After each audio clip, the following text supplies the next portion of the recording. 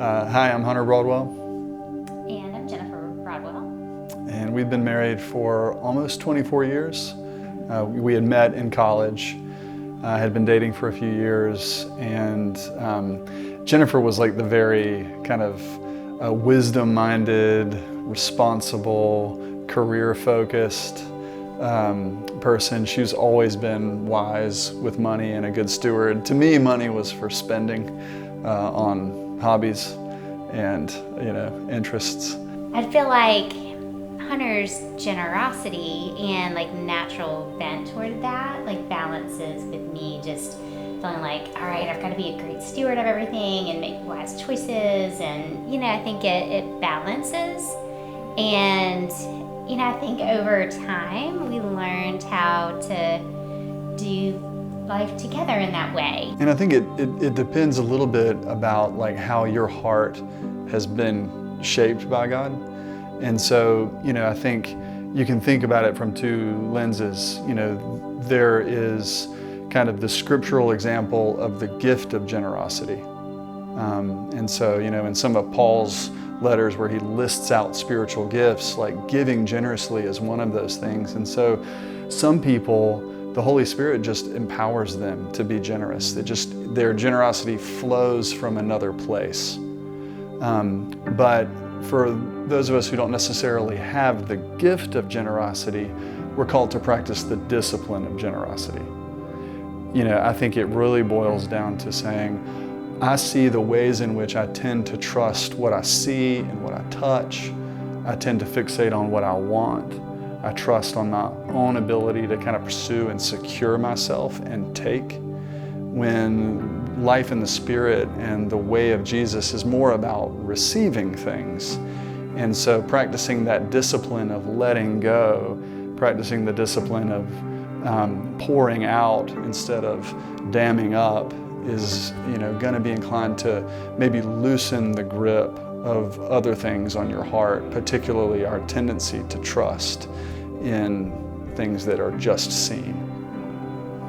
Yeah, and I think just learning that it's not like a legalistic thing, it's really a blessing, and it's structured that way. And so I think for me, it was just a kind of a leap of faith to realize that I'm not in control, and if I'm open in that way, then the Lord will move. And there were certainly times where, especially when I stopped working to stay home with the kids, where it was like, this doesn't make sense. Tithing was like, all right, we can't cover our expenses, so it doesn't make sense to tithe.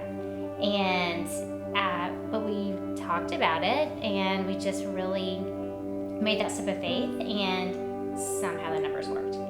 It was like, I honestly, it didn't make sense on paper, but we did. We just continued to do that, and I just feel like the Lord really worked in and through that in us and in others.